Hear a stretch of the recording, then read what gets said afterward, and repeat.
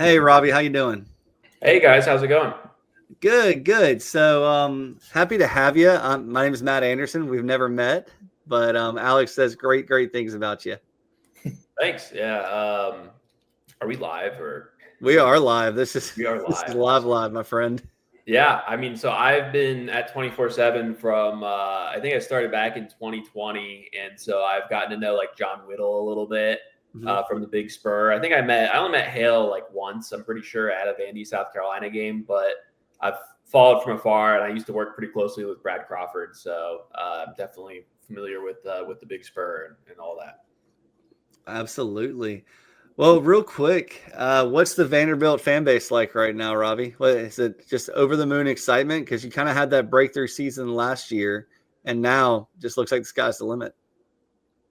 Yeah, I mean the fans are excited. I think everybody knew coming into the season if you followed what they did with their roster, what they brought back closely, they were going to be a perfectly competitive, competent team. But they might be better than that. I think that's possible.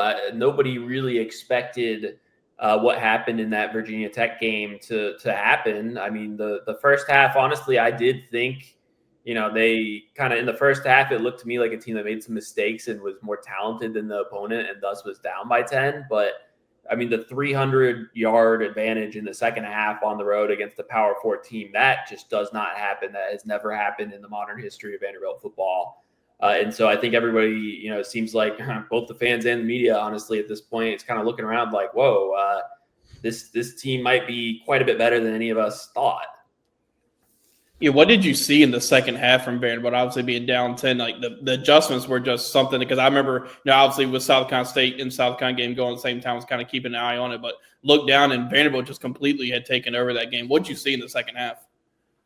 Everything came together, really. I think on offense, that what kind of stands out there is when Vandy gets going, they can be pretty clinical just because there's so many different options on that offense, and you've got a decision maker in the quarterback, Diego Pavia, who consistently makes the right reads. He's very accurate as a passer, and then as a runner, I mean, he's fast enough and certainly very physical and hard to bring down. So everything was clicking. Their O-line has definitely improved.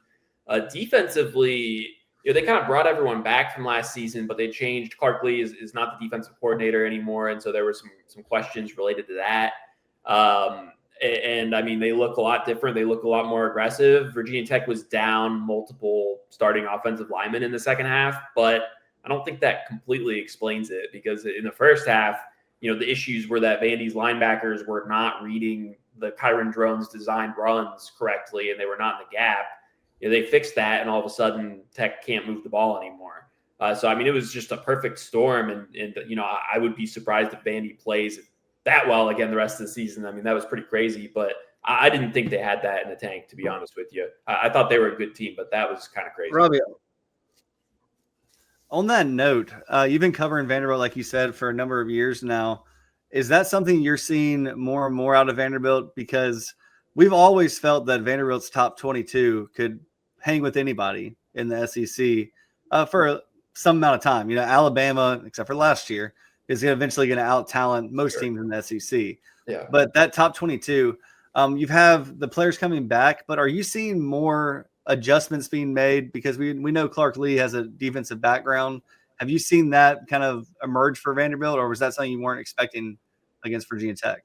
I do think what showed up against Virginia Tech is what they did in the offseason is, they've got way more money than they've ever had before, right? Because now schools can pay out to the entire athletic department, $20.5 million, and the football's not getting all of that, but they're getting a good portion of it. And so the playing field has never been more even for Vandy from a financial standpoint. They were really slow to pick up on NIL, didn't do a good job with that until the 2024 season.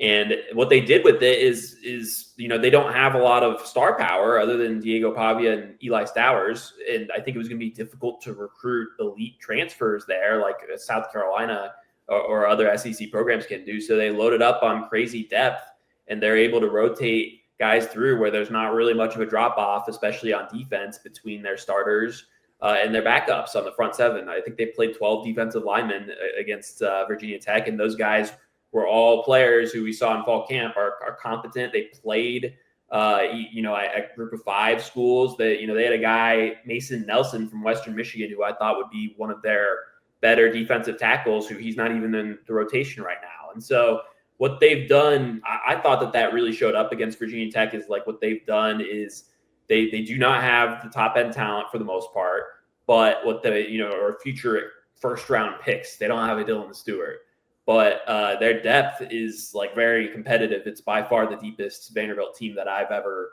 seen. And I think a lot of that just has to do with the current state of college football in terms of their ability to go out and like buy guys from the transfer portal, just like everyone else.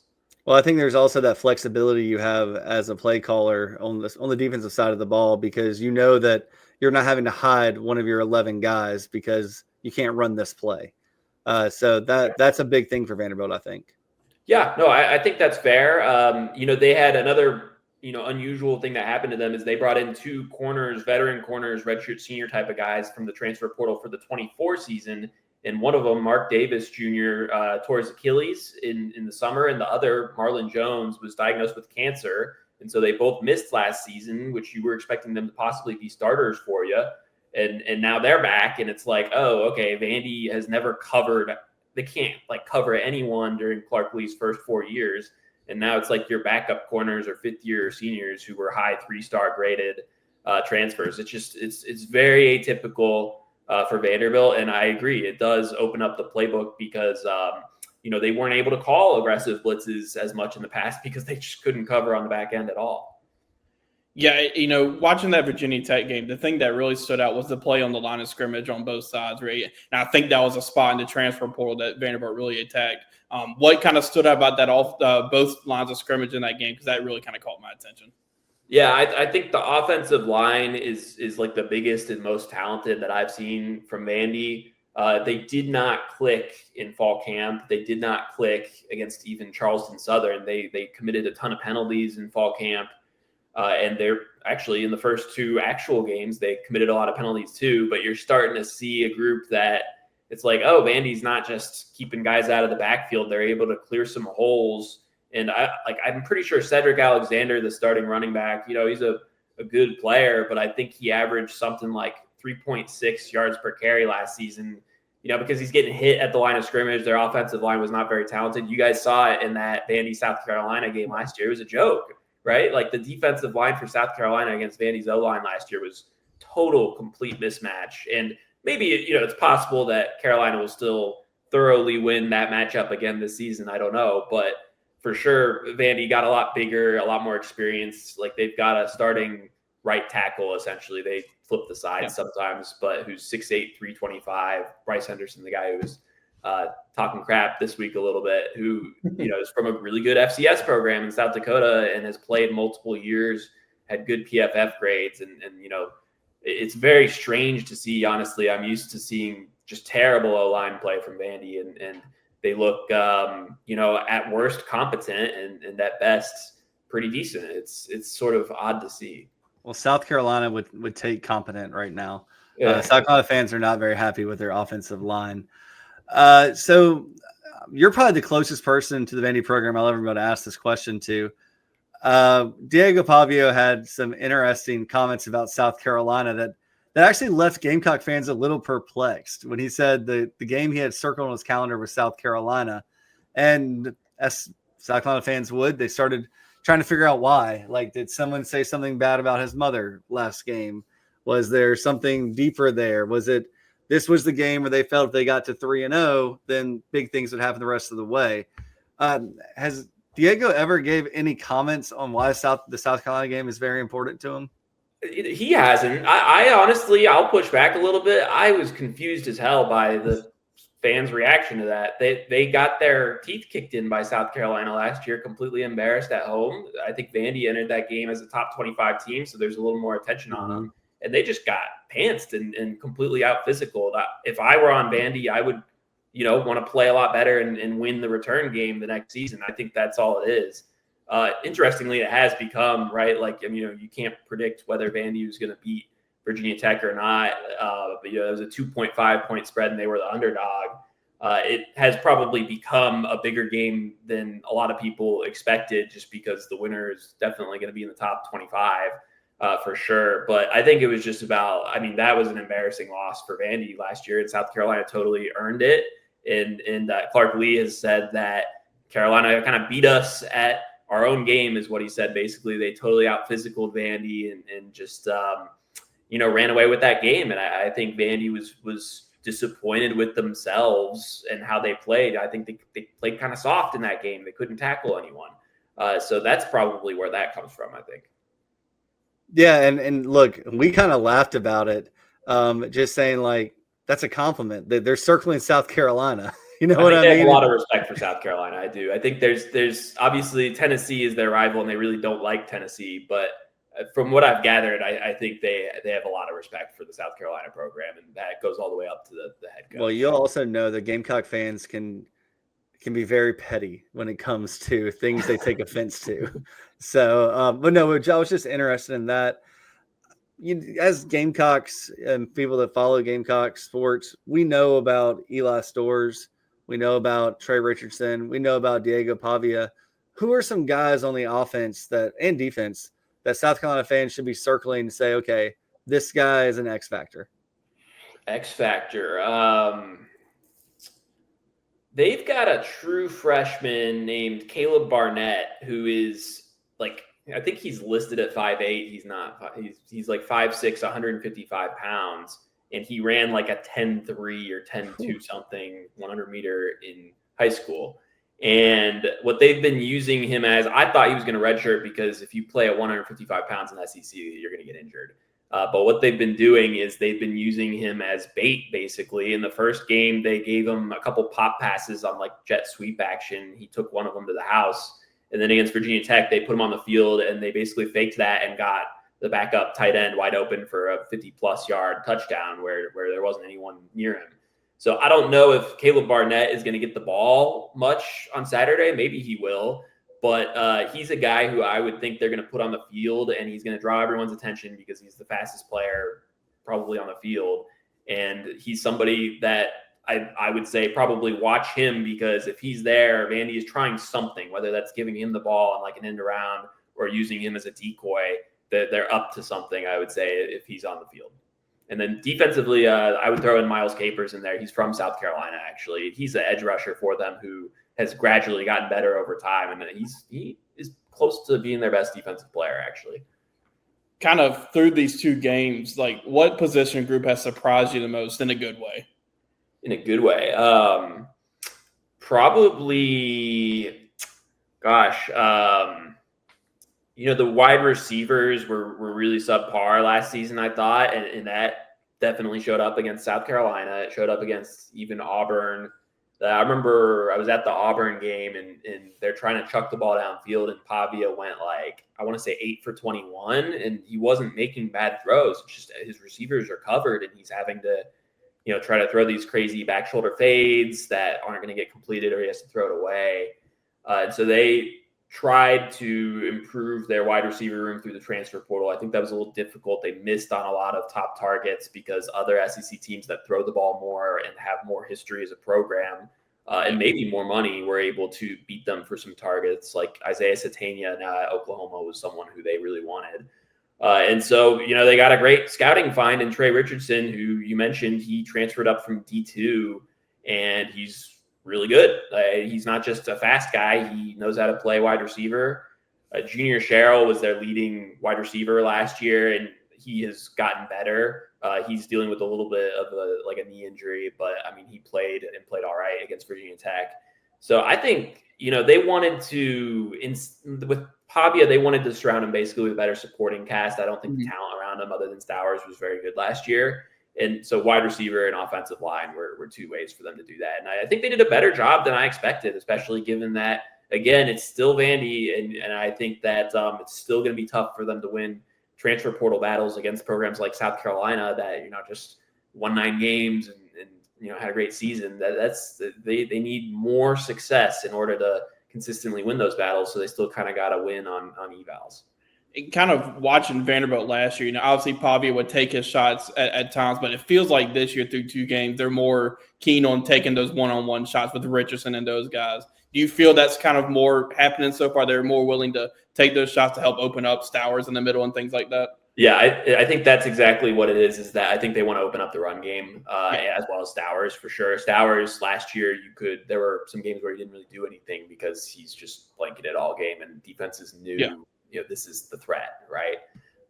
I think they're somewhat interested in creating more explosive plays just because that's a good thing. But I think in general, they still want to be a run heavy offense and they got to clear the box out a little bit more. I mean, opponents were stacking the box big time last year. And I think they're still going to do that until Vandy sort of proves, gives a reason why you shouldn't be doing that.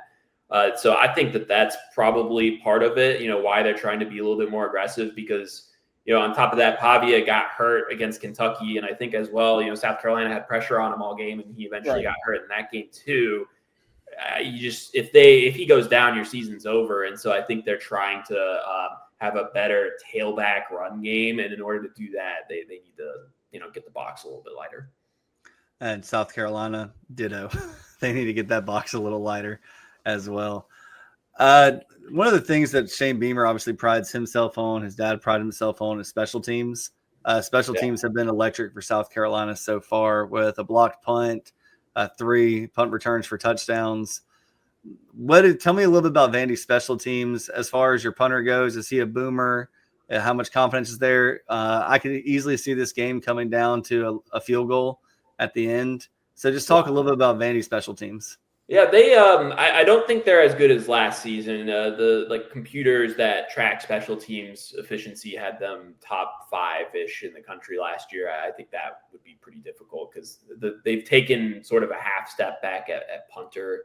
They got another Australian guy, and his name is Nick Haberer. He's good, but the last 2 punters they had who were also Australian were like NFL good. So that is a little bit of a step back. He does have a good leg, but I don't think he's as consistent as the previous 2 were. Martell Height is still returning punts for them. He's very good. He's probably not as good as Vicari Swain, but he is a good punt returner. He returned 1 for a touchdown last year. Junior Sherrill is still returning kickoffs, although we'll see if that keeps up with the knee. And he returned a kickoff for a touchdown against Tennessee last season. They tend to be pretty aggressive with playing starters on coverage units. And so I think that, Vandy historically, your backups aren't as athletic, not even close to, Georgia, Tennessee, South Carolina. And so they started playing more starters, and I think that has helped them on coverage units. And then the kicker, Brock Taylor, has really deep range, to almost 60. So their special teams are a strength. I wouldn't say, I know that obviously South Carolina has long been known for elite special teams too. So I think the Gamecocks probably have the edge there, but it is a team that plays good special teams for sure. That's kind of that's what I was wondering. Because Brock Taylor's 10 of 11 on extra points. I can look at the box scores all day, but just a missed extra point. He missed an extra point last year too. I wouldn't say he's the most consistent in the world on shorter kicks, although he did make something like 16 straight to end last season. But field goals, rather than extra points. But he made a 57-yard field goal against Mizzou last year. I think he could go a little bit further than that if he needed to. Yeah, with South Carolina right now, the fans are basically saying, well, they know about Vicari Swain, and a lot of them are just learning about his potential as a punt returner. But on top of that, it is 2 freshmen or first-year punters and kickers for South Carolina. If there are some weaknesses that South Carolina fans should be looking to attack in the game, where do you think the weaknesses are for Vanderbilt on both offense and defense? Well, I think they've done a good job of, even though their strengths are not crazy strong, they have a lot fewer weak links than they've really ever had. I came into the season thinking their safeties could be an issue. Both the starters last year were pretty solid and graduated. So they've got a true sophomore transfer from FAU starting in CJ Hurd, who has had a good start to the season. And then a redshirt senior named Marlon Sewell, who had been a career backup, and he kind of got the chance to go start. I just sort of question Virginia Tech may not be very good, right? So I just think they're going to get more of a test this week because, Lenore Sellers is, I think, a significantly better passer than Kyron Drones. So maybe Carolina could test the safeties deep a little bit, especially because Martell Height, Vandy's top corner, he is now splitting time and also playing wide receiver. They thought maybe their wide receivers wouldn't be as good as they are, and so they were going to try to play him over there a little bit. So if he's off the field, then maybe that gives you an opportunity against backup corners who are still good for backups, but not as good as your starters. And then the safeties are young for sure, or at least like inexperienced in terms of starting reps. So that would be one. And then I still think there's some issues with the O-line in terms of pass pro. There's lots of holding penalties. So especially at tackle, I think they've got a little bit to prove there that Henderson is a very good run blocking tackle, and he's the one who's chirping this week. Like I don't know that he's a great pass protector. He didn't really show that at the FCS level, and I think he's a little stiff. So that could be an area, not just Dylan Stewart, but like Brian Thomas Jr. Might have some opportunities. On the other side though, Vandy's going to try to account for that, but I do think that is a potential weakness. Okay. Alex, any more questions for Robbie before we let him get out of here? No, I mean, I think we've kind of gotten a lot of the keys to this game. What do you think your keys to the game for Vanderbilt would be, kind of on both sides? Yeah, probably like on offense, protect Pavia and / don't hold every single play. Defense, it has to be contain the quarterback run, whether that's designed or scramble. I think they really did not do a good job against drones doing that in the first half of the Virginia Tech game. So we'll see if there's something to that in terms of, are there athletic limitations that I wasn't expecting, or is it just, you got to get in the film room and just play better, basically.